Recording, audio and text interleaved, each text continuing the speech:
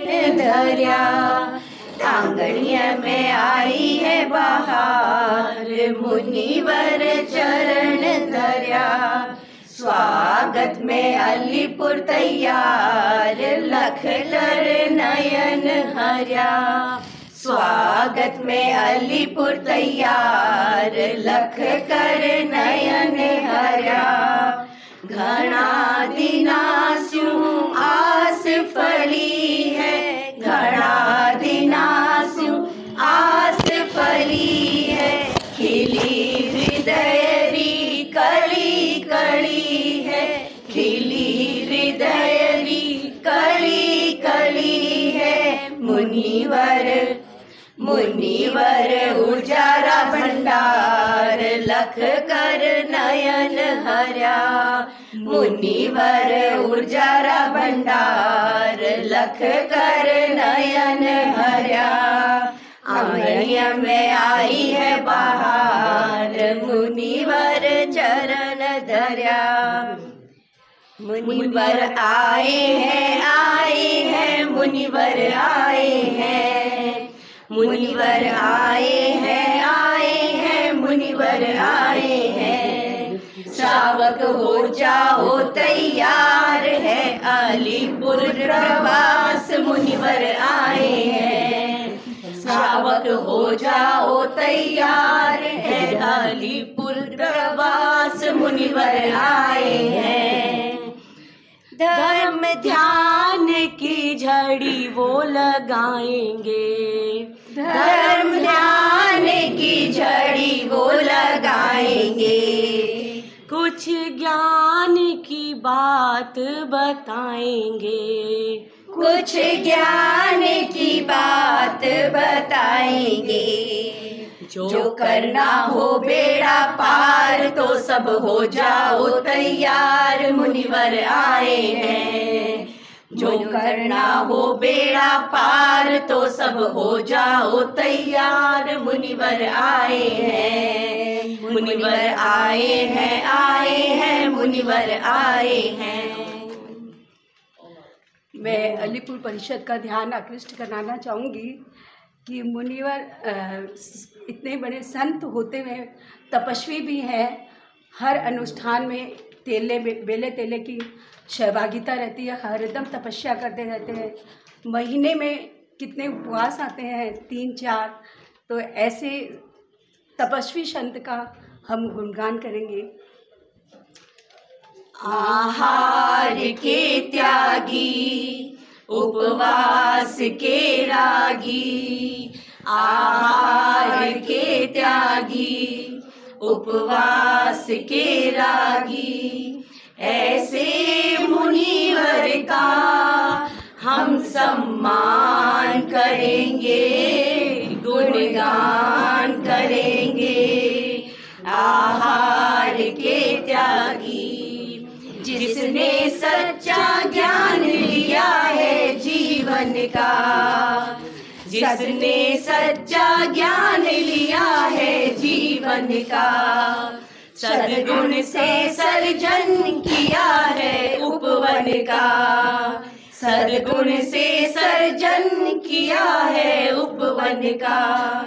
ऐसे मुनिवर का, ऐसे मुनिवर का हम सम्मान करेंगे, गुणगान करेंगे, बहुमान करेंगे। आहार के त्यागी, उपवास के रागी। आहार के त्यागी, उपवास के रागी। आचार्य प्रभु के श्री चरणों में वंदन, श्रद्धास्पद मनुष्य के चरणों में वंदन। नैतिक युग प्रदान आचार्य महासमुद्र के श्री चरणों में कोटि से वंदन। मुनिवृंद, उपास्य धार्मिक प्रेमी भाई और बहनों, भगवान महावीर की वाणी है, चौहि ठाणे ही संते गुणे नासिज्जा कोहेणं परिनिवेशनं अकैन्नुयाय मिथ्यता भी निवेशेनम। इन 4 दुर्गुणों के कारण मनुष्य के विद्यमान गुण भी नष्ट हो जाते हैं। ये 4 दुर्गुण हैं: क्रोध, ईर्ष्या, अकृतज्ञता, मिथ्या आग्रह। 2 शब्द बहुत ही प्रचलित है, विकास और विनाश, निर्माण और ध्वंस। अधिकांश लोग विनाश को प्राप्त होते हैं, कुछ विरले जीव ही, भव्य आत्मा ही विकास को प्राप्त होती है। कभी कभी ऐसा होता है, द्वार पर, दरवाजे पर ज्ञान आ रहा है, कुतूहल के वशीभूत होकर और कारणों से वो ज्ञान भी वापिस चला जाता है। कभी कभी ऐसा योग होता है, पुण्य उदय में आने वाला है और कुछ ऐसी हरकतें करते हैं जिसके कारण व्यक्ति दूर हो जाता है, आत्मा का विनाश कर लेता है, आत्मा का नुकसान कर लेता है। तो यहाँ जो बताया गया है, नुकसान के 4 बिंदु बताए हैं। हमारे भीतर में जो गुण है उन गुणों का नाश कर लेते हैं। पहला बताया गया है क्रोध। क्रोध के कारण भीतर में जो विद्यमान गुण है उन गुणों का नुकसान हो जाता है। 10वें कालिक सूत्र में भी बताया है, कोहो पिंग पणासई। क्रोध से प्रीति का नाश होता है। क्रोध के कारण अनेक शक्तियां से व्यक्ति वंचित रह जाता है और क्रोध के कारण शारीरिक, मानसिक, भावनात्मक बीमारी को प्राप्त हो जाता है। जहाँ क्रोध है वहाँ बोध नहीं है, आत्मा का शोध नहीं है। इसलिए व्यक्ति को क्रोध से बचना चाहिए। जो व्यक्ति क्रोध करता है केवल खुद का ही नुकसान नहीं, परिवार का भी नुकसान करता है, समाज का भी नुकसान करता है, आर्थिक दृष्टि से कमजोर हो जाता है, व्यवसायिक दृष्टि से कमजोर हो जाता है और सोचने की क्षमता भी कम हो जाती है। ऐसा कहा जाता है, आगे के दरवाजे से क्रोध आया और पीछे के दरवाजे से बुद्धि चली जाती है। दोनों साथ नहीं टिकते हैं। क्रोध है तो बुद्धि नहीं, बुद्धि है वहाँ क्रोध नहीं है। तो विद्यमान जो हमारे गुण हैं उनको नाश करने वाला पहला है वो क्रोध है। और इस क्रोध के कारण न जाने कितने परिवार बर्बाद हो गए हैं। इस क्रोध के कारण कितने जीव नरक और निगोद में चले गए। इस क्रोध के कारण कितने व्यक्तियों ने धन संपदा को नुकसान पहुंचा दिया। भगवान अरिष्टनेमि के शासन काल में दैपायन ऋषि हुए क्रोध के कारण और वो मरकर अग्नि कुमार देवता बने। चंद्रकोशी का उदाहरण हमारे सामने है। पूर्व भाव में क्या थे? वो गुरु थे, आचार्य थे, विचरण करे थे, साथ में शिष्य था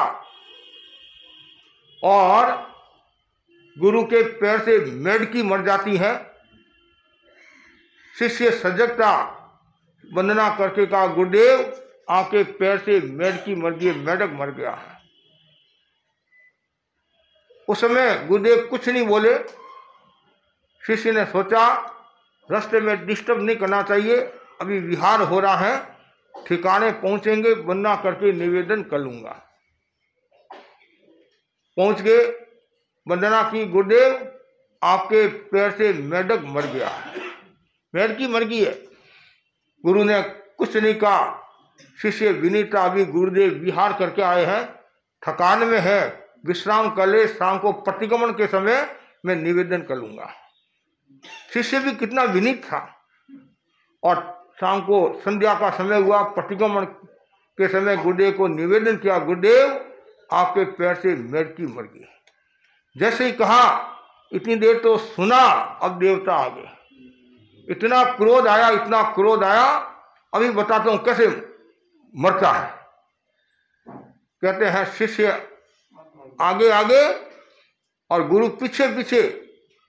अंधेरा था, ध्यान रहा नहीं, शिष्य तो बच गया और गुरु जी खंभे से टकराए और पास में खड्डा था और खड्डे में गिर पड़े। और ध्यान के कारण वो सदगति को प्राप्त होने वाले गुरु दुर्गति को प्राप्त हो गए। पहले नीचे गति में गए, फिर बाद में ऐसे ये सांप बने। बहुत लंबी कहानी घटना है। कुल इसका सार यही है, गुरु ने क्रोध किया जिसके कारण दुर्गति को प्राप्त हुए। ये भी मजे की बात है, मनुष्य के भव को बिगाड़ा और पशु के भव को सुधार दिया। मनुष्य के भव तो बिगाड़ा क्रोध के कारण, और जब ये चंद्रकोशी हुए और भगवान की कृपा हुई, भगवान के कारण पशु योनि को सुधार दिया और मरकर 8वें देवलोक में गए। तो तिर्यन श्रावक होता है वो 8वें देवलोक तक जा सकता है। जैसे कल मैंने रात को बताया था, मनुष्य श्रावक है वो 12वें देवलोक तक जा सकता है, साधु और भी ऊंचा जा सकता है और मोक्ष को भी प्राप्त हो सकता है। लेकिन वर्तमान में मोक्ष संभव नहीं है भ्रष्ट क्षेत्र से। तो मूल जो क्रोध करता है उसका क्या परिणाम आता है। इसलिए बार बार हमारे ज्ञानी जन कहते हैं, मुनि मोहनलाल जी आमिर फरमाते थे, क्रोध में 3 काम नहीं करना है। एक तो क्रोध में बोलना नहीं, एक क्रोध में खाना नहीं, और एक क्रोध में कोई प्रवृत्ति नहीं करना। यदि आप क्रोध में बोलोगे तो जहर बढ़ेगा, और आप भोजन करोगे तो शरीर खराब हो जाएगा, कोई कार्य करोगे नुकसान हो जाएगा। इसलिए क्रोध से बचना, और जो नहीं बचे उन्होंने अपनी आत्मा का नुकसान कर लिया। तो ये पहला बताया, जो भीतर में जो विद्यमान गुण है उन गुणों को नष्ट करने वाला पहला जो सूत्र है वो है क्रोध। और दूसरा जो बताया गया है वो बड़ा ही मार्मिक है, ईर्ष्या।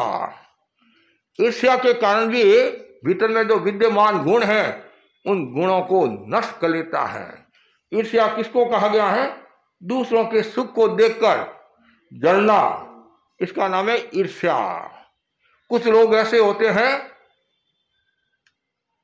खुद तो जलते और दूसरों को भी जलाते रहते हैं, ऐसे लोग होते हैं। लेकिन ईर्ष्या रूपी से जो जलता है वह बहुत बड़ी संपदा से वंचित हो जाता है। वर्तमान में देखते हैं एक दूसरे के प्रति अहोभाव कम है, प्रमोद भावना कम है और ईर्ष्या का भाव ज्यादा होता है। और उसमें भी ऐसा कहा जाता है औरत में ईर्ष्या का भाव ज्यादा होता है। नाराज मत होना है, जैसा कहा वो बता रहा हूं। औरत में ईर्ष्या का भाव ज्यादा होता है और औरत की शत्रु है। कभी आपने सुना कमारा करी अलग हुआ है? कभी सुना आपने? सामान्यतः और परिणिया सागे रहे नहीं। इसका कारण क्या है?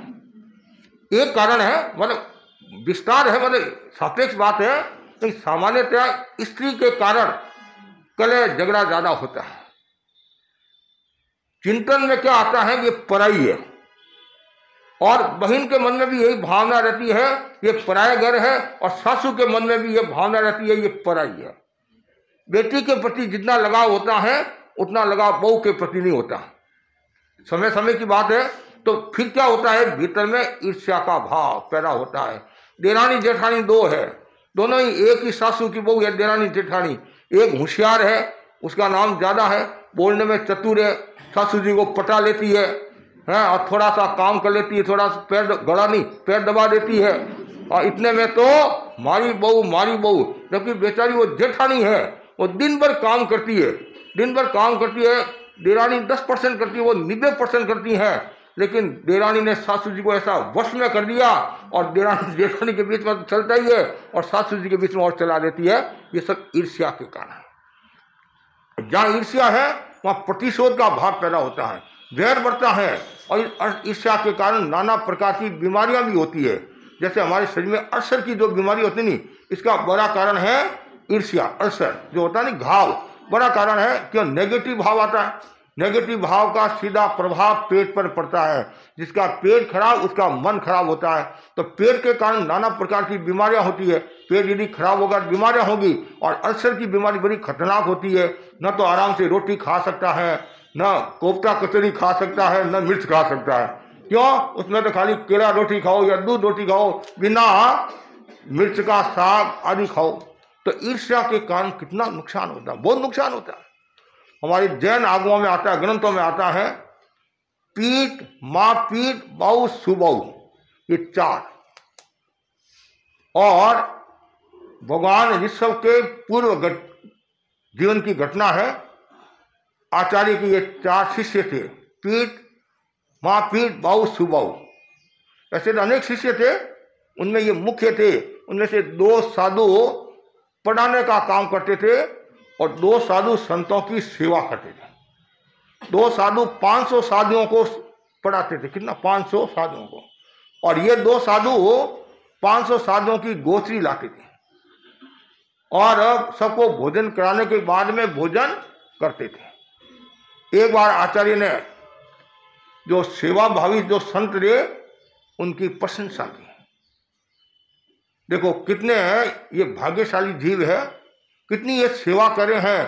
500 1000 साधुओं को भोजन कराने के बाद में खुद भोजन करते हैं। अब मनुष्य का स्वभाव है, कभी भी नेगेटिव भाव आ सकता है, उल्टा भाव भी आ सकता है। उल्टा भाव कम आता है, उल्टा भाव ज्यादा आता है। इतने बड़े ज्ञानी संत, उनके मन में भी आ गया, अरे गोची लाना क्या बड़ी बात है, खाली गया भरिया आया, है खाली गया भरिया आया। इसमें कितना दिमाग लगाना पड़ता है, कितना पढ़ाना पड़ता है, दिन भर माता पच्ची करनी पड़ती है। और इन्होंने गोची की और इतनी आचार्य ने प्रशंसा कर दी और हमने इतना पढ़ा है, कुछ नहीं। ये मन में ईर्ष्या का भाव आ गया। परिणाम ये हुआ, चारों ने आयुष्य को पूर्ण किया। जिन्होंने ईर्ष्या की वो स्त्री बनी। कौन? ब्राह्मी और सुंदरी। ब्राह्मी और सुंदरी। और भरत और बाहुबली जिन्होंने सेवा की, जिनके काम भरत और बाहुबली। पीठ, महापीठ, बाहु, सुबाहु। इसलिए कभी ईर्ष्या नहीं करना। ऐसे तो माया के कारण भी जीव स्त्री गोत्र का बंधन करता है, ईर्ष्या के कारण भी स्त्री गोत्र का बंधन करता है, और भी कारण हो सकते हैं। लेकिन ईर्ष्या से कितना नुकसान हुआ। उस समय यदि वो प्रशंसा करते, मैत्री का भाव रखते, गुरु के प्रति अन्यता का भाव नहीं लाते, और अच्छी गति को प्राप्त हो सकते। लेकिन वो मन में भावना आ गई, प्रतिशोध ईर्ष्या का भाव आया, जिसके कारण नुकसान हो गया। लेकिन होना यह चाहिए मन में, मैं ईर्ष्या क्यों करूं? मेरा सौभाग्य है मुझे ऐसी देरानी मिली है, मेरा सौभाग्य है मुझे ऐसी जेठानी मिली है, सासू मिली है, ऐसे बाप मिले, ऐसे ससुर मिले, ऐसे जेठ मिले हैं, और इनका नाम मेरा नाम। कोई कहेगा भाई तुम्हारी देरानी बहुत अच्छी है, तो मेरे घर की बात है, मेरे घर में है, तो उसमें वो प्रशंसा का भाव, प्रमोद भावना आनी चाहिए। उस समय वो भावना नहीं आनी चाहिए। लेकिन कुछ औरतों का, कुछ मनुष्यों का स्वभाव भी होता है आग लगाने का। वो ऐसे भी होते हैं, कुछ भावुक होते हैं, भोले होते हैं, वो भाव में आ जाते हैं और फिर ईर्ष्या प्रतिशोध का भाव, और किसी की प्रशंसा करते हैं तो सहन नहीं होता है। सहन नहीं होता तो फिर कभी कभी मुंह से गलत शब्द भी निकल जाता है। इसलिए कभी भी किसी के बहाव में नहीं आना चाहिए। अच्छी बातों को स्वीकार करो। यदि आपको कोई उल्टी बात है, गलत बात है, आपके विरोध में बात है, या परिवार के विरोध में बात है, उस समय तत्काल प्रतिक्रिया नहीं करना, पहले सोचना और उसके बाद में फिर कोई बोलना चाहिए। पहले सोचो फिर बोलो, कहते नहीं। लेकिन हम लोग क्या करते हैं, पहले बोलते हैं फिर सोचते हैं, पहले पत्थर मार डालते हैं और फिर तो नुकसान ही होगा। इसलिए यहाँ बताया ईर्ष्या से दूर हो, और जो व्यक्ति ईर्ष्या से दूर रहेगा वो आगे बढ़ेगा। जैसे भिक्षु स्वामी के समय की बात आती नहीं, चंद्रभान जी, तुलोक जी का नाम सुना आपने? भारमल स्वामी। तो किसी ने कहा भाई भारमल जी तो भोड़ा है, पदवी जोग तिलोक है नहीं, तिलोक है। अब पदवी जोग तिलोक है, पद किसको लेना था? तिलोक जी को नहीं लेना था, पद लेना था चंद्रभान जी को। और सीधा तो कैसे के कि मेरे को अध्यक्ष बनना है, तो और किसी का नाम तो हाँ। तो अब क्या है, इन दोनों के मन में थोड़ा दूसरा भाव कि भारमल जी तो भोड़े हैं, ये क्या जानते हैं। तो भारमली स्वामी से वो ईर्ष्या करते थे, पर ईर्ष्या का भाव रखते थे।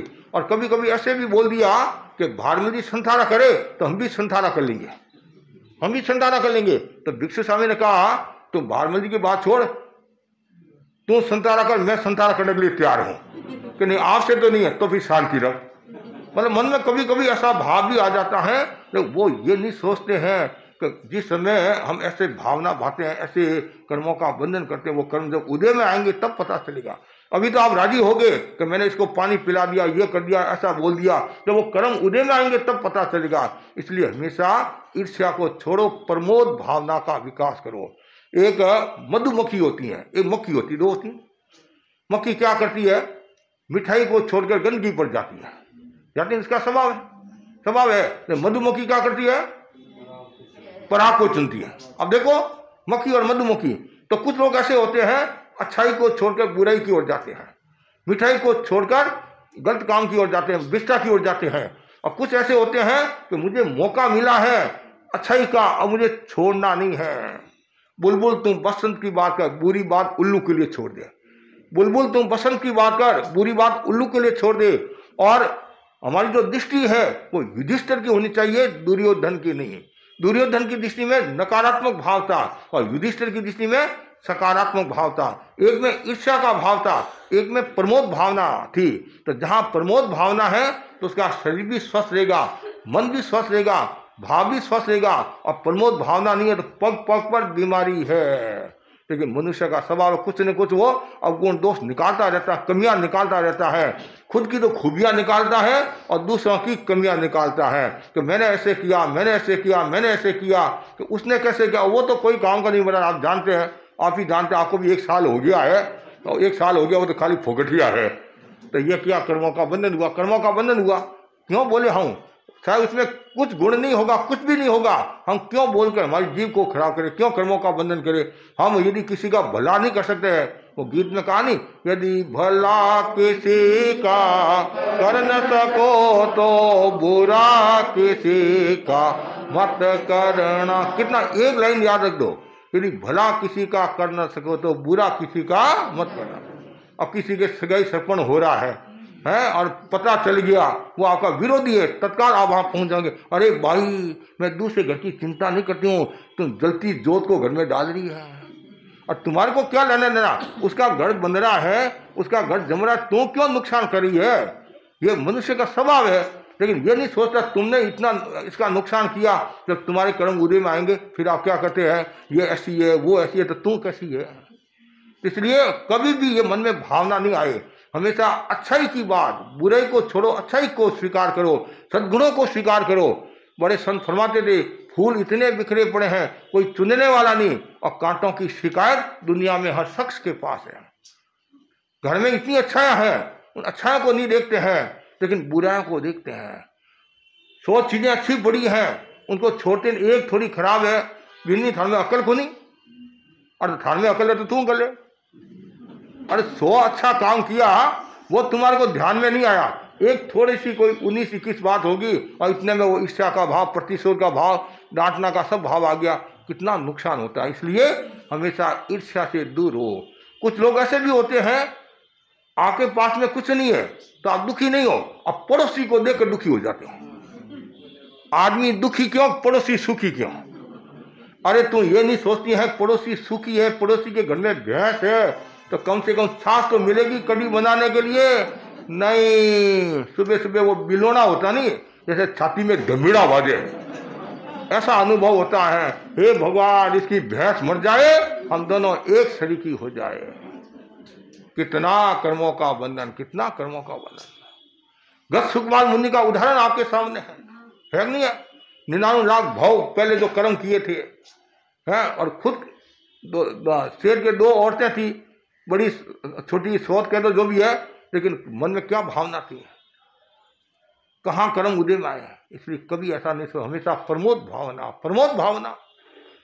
वो हमारे बड़े संत फरमाते थे, बुढ़िया थी एक सिद्ध पुरुष था, तो एक व्यक्ति सेवा में गया, दर्शन करने के लिए गया, वहाँ कुछ नहीं रुका और सिद्ध पुरुष की खूब सेवा की, मन से सेवा की। सिद्ध पुरुष ने सोचा आदमी अच्छा है, भला है, इसने मेरी सेवा की है, और कहा जो भी तुम मांग वर मैं तुम्हारे को देने के लिए तैयार हूँ। वो बोला मुझे कुछ नहीं चाहिए, बस केवल आपकी कृपा। सिद्ध पुरुष बोला जो मेरी सेवा करता है वो खाली हाथ नहीं जाता, उसको कुछ देता हूँ। लोग कहते नहीं कि कहीं किसी के पास जाते कुछ मिल जाए और खुश हो जाते तो दे भी देते हैं। तो एक नौजवान भी गया, वो बोला तुमने मेरी बहुत सेवा की है, तुम कोई वर मांग मैं तुम्हारे को दे दूंगा। वो बोला वर तो मैं हूँ ही, वधू दो मुझे, तो वर तो मैं हूँ, वधू दो मुझे, वर तो मैं हूँ ही हूँ, वधू चाहिए मुझे। तो वैसे ही अब फिर पुरुष से कहा मुझे कुछ नहीं चाहिए, आपकी कृपा चाहिए। कि नहीं नहीं दूंगा, दे दो आपकी। एक बात का ध्यान रखना, तो जितना मांगेगा उसे डबल पड़ोसी को मिलेगा, डबल पड़ोसी को मिलेगा। अब उस समय तो वो क्या बोले, ठीक है जैसी आपकी इच्छा, और कहा ठीक है तथास्तु। अब घर आया, आदमी का स्वभाव होता है तो परीक्षा तो करूं, और उससे पहले घर में क्या वो नहीं देखता, पड़ोसी के घर का देखेगा। उसने कहा मेरे को 10,000 चाहिए, तथास्तु। और 10,000 भागा वहां 20,000, मेरे को 1 लाख, वहां 2 लाख, 5 लाख, 10 लाख। और उसके मन में दूसरा भाव आया, जब गुरुजी ने मना किया था कि सेवा तो मैंने की है और मौज ये उड़ा रहा। अब इसको चमत्कार दिखाना चाहिए, हे भगवान मेरी एक आंख से मेरा काम चल जाएगा, है एक आंख से काम चल जाएगा, एक आंख चली जाए मेरी, तथास्तु। इसकी 1 गई, पड़ोसी की 2 गई, बहुत खुश हो गया, मजा आ गया, मजा आ गया। हे भगवान मेरे को 4 कुएं चाहिए, तथास्तु, पड़ोसी के 8। ऐसे करके कहानी को लंबा भी कर सकते हैं। जब परिणाम क्या आया, पड़ोसी बेचारा मर गया, वो तो मरा और ये भी मर गया, और क्या होगा। दुर्भावना भावोगे, द्वेष रखोगे, प्रतिशोध रखोगे, ईर्ष्या रखोगे, इसका ये परिणाम आएगा। इसलिए भगवान ने कहा है ईर्ष्या को छोड़ो, प्रमोद भावना का विकास करो। और जो ईर्ष्या रखता है तो भीतर में जो हमारे गुण हैं उन गुणों का नाश होता है। तीसरा जो बताएगा वो सुंदर है, अकृतज्ञता। हम बोलते नहीं, कोई भी कार्यक्रम होता है क्या बोलते हैं, कृतज्ञोस्मि। एक कृतज्ञता शब्द होता है, एक कृतज्ञता शब्द होता है। पर कभी कभी क्या होता है, आपके 100 काम किए, 1000 काम किए, फिर भी आपके मुंह से शब्द नहीं निकलता है। कभी नहीं किसी ने आपका सहयोग किया, नहीं तो होना क्या चाहिए, छोटा सा भी यदि किसी ने काम किया है तो भी कृतज्ञता ज्ञापित करना चाहिए। इनसे बहुत बड़ी निर्जरा तो होती है, पर तत्व की दृष्टि से यदि धर्म की बात हो तो निर्जरा तो होती है, और साथ में सामने वाला व्यक्ति भी प्रोत्साहित होता है और हमारे दूसरों को भी प्रेरणा मिलती है। आपने देखा मर्यादा महोत्सव पर गुरुदेव कितने साधु संतों का नाम लेते हैं, ये क्या है, प्रमोद भावना तो है ही है, और साथ साथ में दूसरों को भी प्रेरणा मिलती है, दूसरों को भी प्रेरणा मिलती है। तो इसलिए कृतज्ञता का भाव होना चाहिए। और यदि जहाँ कृतज्ञता का भाव होता है तो ऐसा ग्रंथकार कहते हैं 100 बार वो कुत्ते की योनि में और चंडाल की योनि में पैदा होता है। और ऐसा भी कहा जाता है कृतज्ञ की छाया भी नहीं पड़े, कहीं हमारे में वैसे अवगुण नहीं आ जाए। इसलिए हमेशा भावना भाव, कृतज्ञता कृतज्ञता कृतज्ञता का भाव नहीं आया तो विद्यमान गुणों का नाश हो जाएगा। चौथा जो बिंदु बताया है मिथ्या आग्रह। एक तो होता है आग्रह, एक होता है सत्याग्रह, एक होता है मिथ्याग्रह। बहुत होते हैं आग्रह, ऐसे कदाग्रह भी होता है, हठाग्रह भी होता है, हाँ दुराग्रह भी होता है। तो ये जो आग्रह है, आग्रह बड़ा खतरनाक होता है। ऐसे ग्रह आता है ना, ग्रह कितने ग्रह हैं, राहु केतु बुध गुरु आदि है, 9 है, और फिर दूसरे और भी कुछ छोटे मोटे ऐसे। उन ग्रहों को तो शांत करना सरल है। शनि की दशा है तो जाप कर लो, ओम रिंग नमो लो, ये सब सानो। बुध की दशा है, ओम रिंग नमो उद्धान का जाप कर लो। अमुक की दशा है तो ये जाप कर लो, अमुक की दशा ये जाप कर लो। गुरु की दशा है तो ओम नमो आयरन का जाप कर लो। ये तो फिर भी ग्रहों को शांत किया जा सकता है, लेकिन आग्रह को शांत करना बहुत मुश्किल काम, बहुत मुश्किल। आग्रह, हाँ ये आग्रह है, मतलब बड़ा ही खतरनाक होता है। तो आग्रह में भी सत्याग्रह होता तो कोई प्रॉब्लम नहीं। जैसे महात्मा गांधी का सत्याग्रह आता है, आचार्य भिक्षु का सत्याग्रह आता है। आचार्य भिक्षु और रघुनाथ जी महाराज के बीच में चर्चा चलती नहीं कि भाई ये 5 आ रहा है, 1-2 घड़ी साधु बना, यदि शुद्ध पाले तो ऐसा हो जाएगा, ये हो जाएगा, वो हो जाएगा। तो गुरु ने अपनी तर्कें दी, शिष्य ने अपनी तर्कें दी, और शिष्य ने कहा कुछ भी वो सत्य सत्य है। मैंने घर बार छोड़ा है, वो किसके लिए छोड़ा है, सत्य के खातिर घर बार छोड़ा है। तो उन्होंने सत्य के खातिर गुरु से नाता भी तोड़ दिया। तो उनके क्या कमी थे। आचार्य रघुनाथ जी महाराज निश्चिंत थे कि मेरे को विकंडी जैसा संत मिल गया है, और यदि निश्चिंत नहीं होते तो राजनगर उनको भेजते नहीं। राजनगर इतनी बड़ी घटना घटी, पूरा राजनगर का श्रावक समाज ने वंदना करनी बंद कर दी थी, छोड़ दी। तो किसको भेजा था, विक्रम जी को भेजा, विश्वास था कि निश्चिंत हूं, लेकिन जब ये बात आई तो उन्होंने सोचा कुछ भी हो, सत्य सत्य है और सत्य के खातिर गुरु से भी ने छोड़ दिया, नाता तोड़ दिया। ये कौन कर सकता है? जिसके भीतर में सत्य होता है वही इस कदम पर आगे बढ़ सकता है। और सत्याग्रह का भाव नहीं होता और कोई भाव होता तो फिर नुकसान भी हो सकता था। इसलिए आग्रह में मिथ्या आग्रह नहीं होना चाहिए। मतवादी आग्रह भी होता है, मत का भी आग्रह होता है। कभी कभी मैं जो कह रहा हूं वही सही है, तुम जो कह रहे हो वो गलत है, जबकि तुम जानते हो ये सही है, मैं गलत हूं, फिर भी मोह अज्ञान वासना कामना के द्वारा नहीं मैं सही हूं। तू क्या जानती है? तू तो गावड़े की है। तो हाँ, मैं तो शहर की हूँ, बड़े घर की हूँ, एमए पास हूँ। अरे एमए पास की जगह एमए पास है। सही को सही स्वीकार करना, यथार्थ को यथार्थ स्वीकार करना चाहिए। कभी झूठा आग्रह नहीं रखना चाहिए, मिथ्या आग्रह नहीं रखना चाहिए। और मिथ्या आग्रह के कारण कितने जीव दुर्गति में चले गए। आपको आश्चर्य होगा, कौन?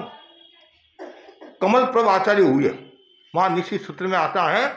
और उन्होंने इतनी अच्छी करनी की थी। तीर्थंकर नाम गोत्र का बंधन, दलित, एक होता निकासित, एक होता दलित, मतलब इतनी उन्होंने करनी की, लेकिन एक गलत परूपना कर ली। गलत परूपना, मिथ्या तो अवस्था में आ गए और अनंत संसारी हो गए। क्या हो गए? अनंत संसारी। मिथ्या आग्रह बड़ा खतरनाक होता है। कभी कभी छोटे बच्चों में भी इतना आग्रह होता है, कल्पना के बाहर की बात। मम्मी कुछ भी हो जाए, मैं झुकने के लिए तैयार नहीं हूं, तुम्हारे को झुकना पड़ेगा। मम्मी भी सोचते, हाँ बेटा ले मैं झुकी, अब तो शांति रहा, अब तो रोटी खा। लेकिन नहीं, आप बच्चे को गलत दिशा की ओर ले जा रहे हो। ऐसी बात नहीं है। उनको समझाओ, उनको प्रेम से समझाओ कि भाई मिथ्या आग्रह नहीं रखना। सत्याग्रह होता तो कोई प्रॉब्लम नहीं है। और कभी कभी ऐसा आग्रह होता है जो मैं कह रहा हूं वही सही है, और कभी कभी छोटी बात को लेकर इतना आग्रह हो जाता है और झगड़ा शुरू हो जाता है। और कभी कभी बिना कारण झगड़ा शुरू हो जाता है। एक तो कारण होता है तो बात समझ में आती है, बिना कारण झगड़ा हो जाता है। तू यहाँ कैसे बैठ गई, तू यहाँ कैसे बैठ गई, तुम्हारे को पता है मेरी भैंस आएगी तो मड़ई मैं पियर भेजूंगी, और भैंस आने तो दे। और पहली लड़ाई झगड़ा शुरू हो जाता है। एक बार पति और पत्नी के बीच में झगड़ा हो गया। कभी बाबूलाल जी झगड़ा होता है? हाँ, एक बार पति और पत्नी के बीच में झगड़ा हो गया, और इतना तेज झगड़ा हुआ, इतना तेज झगड़ा हुआ, जब आवेश आता नहीं तब तो आदमी कुछ भी बोलने लग जाता। मैंने भी बताया ना आपको, कुछ भी बोलने लग जाता है। तो पत्नी ने कहा मेरा बेटा वकील बनेगा। क्या बनेगा? पति बोला तू क्या समझती है, मेरा बेटा नहीं। पत्नी बोली मेरा बेटा डॉक्टर बनेगा, और पति बोला मेरा बेटा वकील बनेगा। एक कह रहा डॉक्टर, एक कह रहा वकील। दोनों के आपस में इतना प्रेम था, इस छोटी सी बात को लेकर झगड़ा शुरू हुआ। और दोनों अलीपुर का जो चौराहा है ना, और चौराहे पर पहुंच गए। हाँ, आप में से नहीं थे, कोई और कोई होगा। हाँ, नाराज मत होना। और दोनों चौराहे पर पहुंच गए। उधर से एक महाशय निकले, सज्जन आदमी निकले, उनको जानते थे। अरे आपके आपस में इतना प्रेम, और ऐसे जोर जोर से बोल रहे हो कि क्या करें, क्या बात है? पत्नी बोली मैं बीमार रहती हूँ, मेरे शुगर की बीमारी है। मैं कहती हूँ मेरा बेटा डॉक्टर बनेगा। डॉक्टर बनेगा तो रोजाना इंजेक्शन लगाना पड़ेगा, तो मेरे को खर्चा नहीं करना पड़ेगा, अनावश्यक खर्चा नहीं होगा। और पति बोला ये क्या समझती है, औरतों में आधी अकल होती है, औरतों में आधी अकल होती है, ये क्या समझती है? मैं जानता हूँ मेरे कितना बड़ा बिजनेस है, इसलिए मेरा बेटा वकील बनेगा। क्यों? सेल टैक्स, इनकम टैक्स की समस्या आती रहती थी, मेरा बेटा वकील बनेगा। दोनों की बात सुनी। महाशय धीरे से बोले आप क्यों लड़ाई करते हो, लड़के को पूछ लो लड़के का क्या मन है। धीरे से औरत बोली लड़का तो अभी हुआ ही नहीं है, तो फिर तुम्हारे बाप को क्यों रो रहे हो? तो ये क्या झूठा आग्रह, अनावश्यक, लेना नहीं देना नहीं। ये छोटी छोटी बातों को लेकर कभी कभी इतना महाभारत हो जाता है, इतना घमासान हो जाता है जिनकी हम कल्पना नहीं कर सकते हैं। इसलिए सबसे बचना चाहिए, मिथ्या आग्रह से बचना चाहिए। और जो व्यक्ति मिथ्या आग्रह से बच जाता है वो बहुत बड़ी शक्ति को प्राप्त कर सकता है। क्यों? मिथ्या आग्रह रहेगा तो तन भी खराब, मन भी खराब, भाव भी खराब, गति भी खराब, सब खराब ही खराब है, जाति खराब, सब खराबी होगा। अब वो निगोद में गया तो पंचनी की जगह वो एकंडी में जाएगा, एकंडी में जाएगा, तस की जगह वो स्थावरे में जाएगा। इसलिए व्यक्ति को मिथ्या आग्रह को छोड़ना चाहिए। आचार्य भिक्षु के बारे में बताया जाता है, वो अनाग्रह दृष्टिकोण के धनी थे। आग्रह रखते थे किसका, सत्याग्रह, इसमें कोई प्रॉब्लम नहीं। एक बार दिगंबर परंपरा के कुछ श्रावक आए, बोले भिकन जी आपकी चर्या बहुत अच्छी है, आपकी साधना अच्छी है, आपका सब अच्छा है, और आप ये कपड़े छोड़ दो, दिगंबर तो स्वीकार कर लो, तो आपका और नाम हो जाएगा। आपकी साधना है, बस ये कपड़ा उतार दो, दिगंबर बन जाओ तो और आपका नाम हो जाएगा। लेकिन स्वामी जी ने आग्रह नहीं रखा, बड़ी शालीनता के साथ कि भाई मैंने श्वेतांबर परंपरा के अनुसार घर छोड़ा, मैंने श्वेतांबर परंपरा के अनुसार घर छोड़ा है, इसलिए मैंने श्वेत वस्त्र धारण किए। जिस दिन मुझे लगेगा कि श्वेतांबर से दिगंबर परंपरा श्रेष्ठ है, तो 1 मिनट भी मैं नहीं लगाऊंगा, तत्काल वस्त्र छोड़ दूंगा। इतने बड़े आचार्य ऐसी बात करना बहुत बड़ी बात है। ये कौन कह सकता है? जो अनाग्रह दृष्टिकोण वाला होता है, जिसके मिथ्या आग्रह नहीं होता है। तो आग्रह को छोड़ो, मतलब अनावश्यक आग्रह, मिथ्या आग्रह को छोड़ना चाहिए, और जो छोड़ता है वो तो बच जाता है, और नहीं छोड़ता है वह गति को, गुणों को नाश कर लेता है।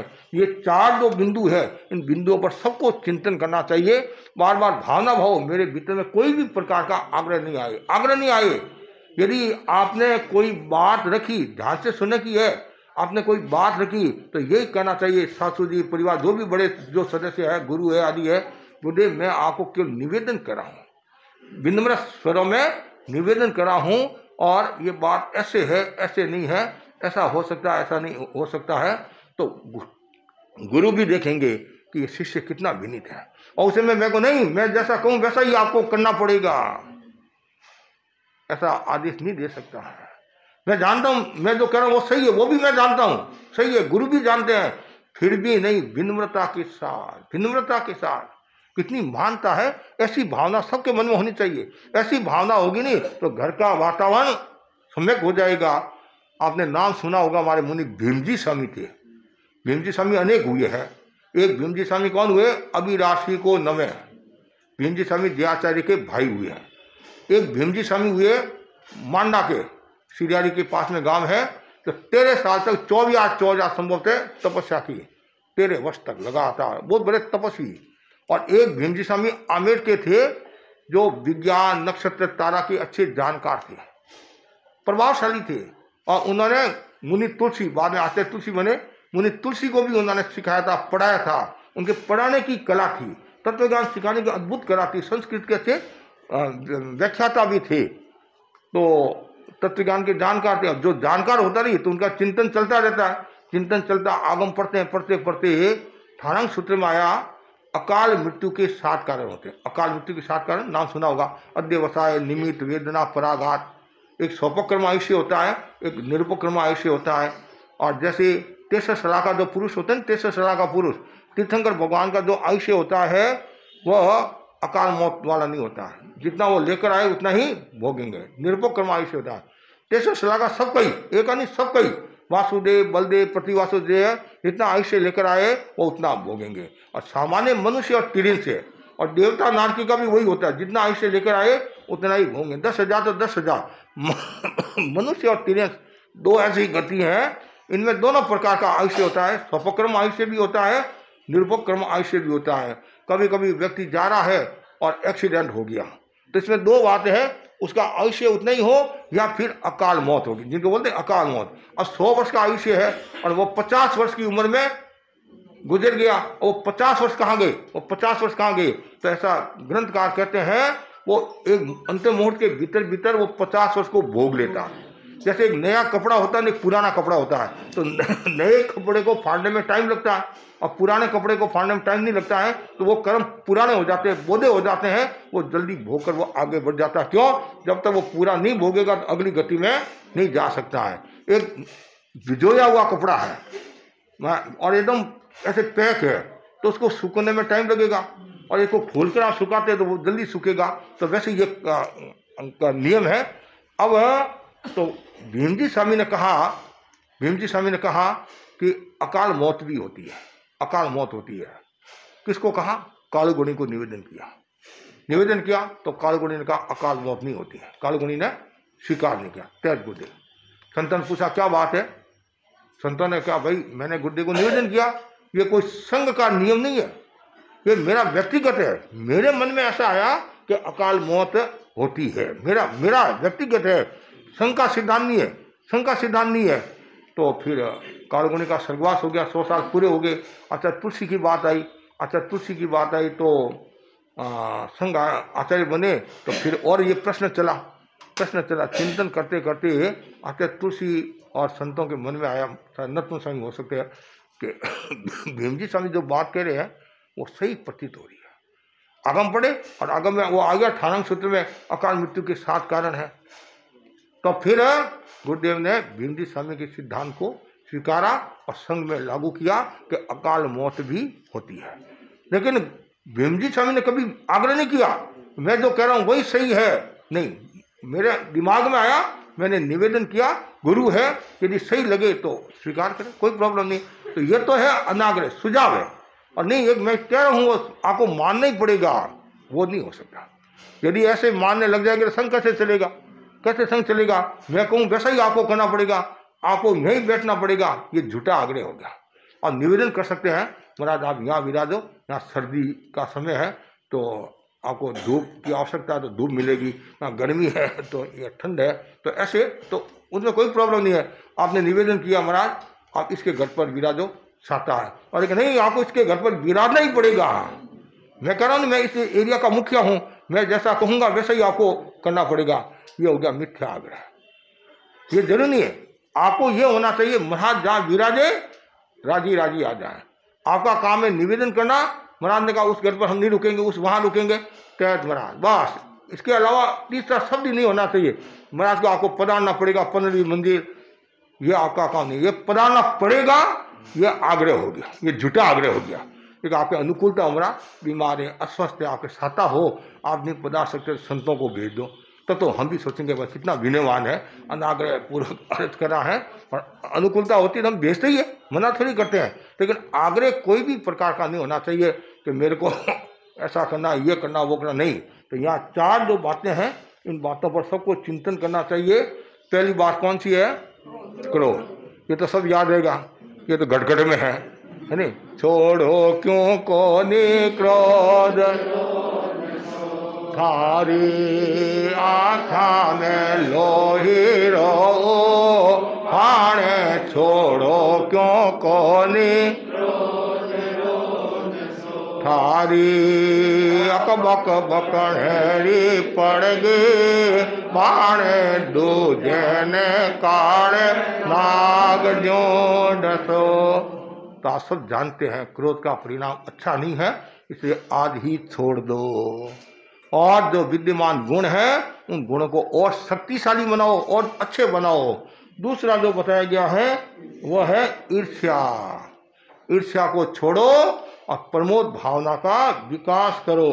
और जो व्यक्ति ईर्ष्या को नहीं छोड़ता है इस भव में भी दुखी और अगले भव में भी दुखी होता है।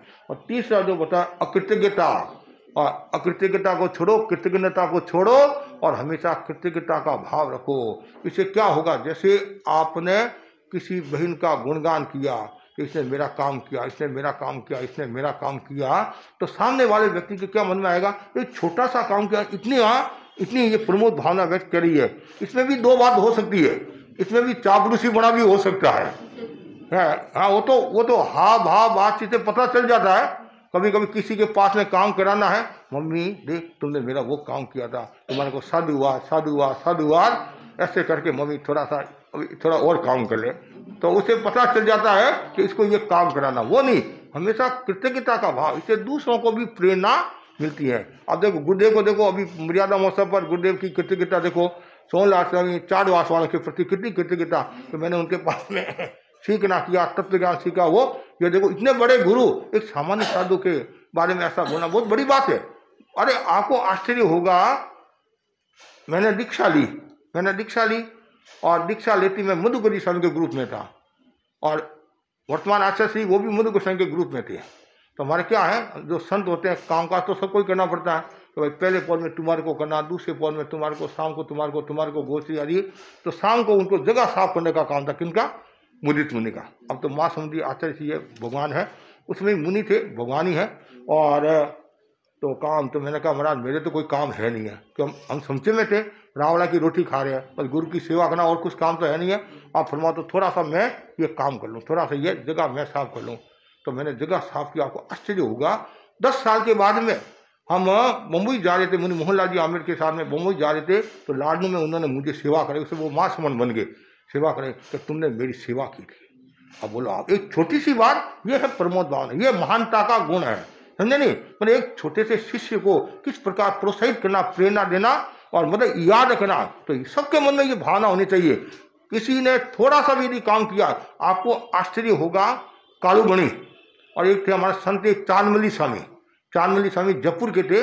उनकी प्रकृति थोड़ी सी एंड थी, मतलब थोड़े तेज स्वभाव वाले थे, तेज स्वभाव वाले थे, तो कुछ भी बोल देते।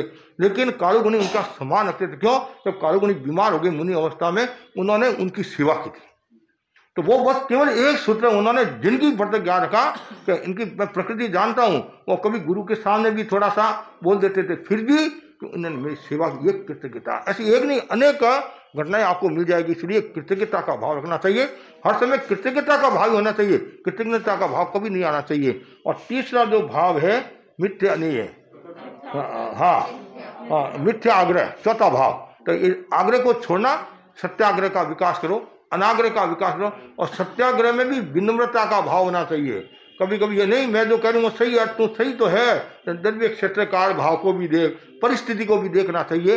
ये 4 गुणों, तो गुण तो हो गए क्षमा, प्रमोद भावना, कृतज्ञता, अनाग्रह दृष्टिकोण, ये तो गुण हो गए।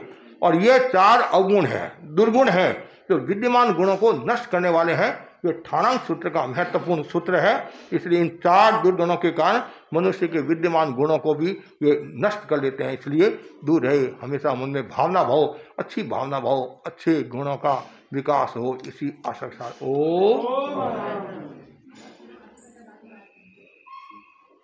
उपवास है किसी के?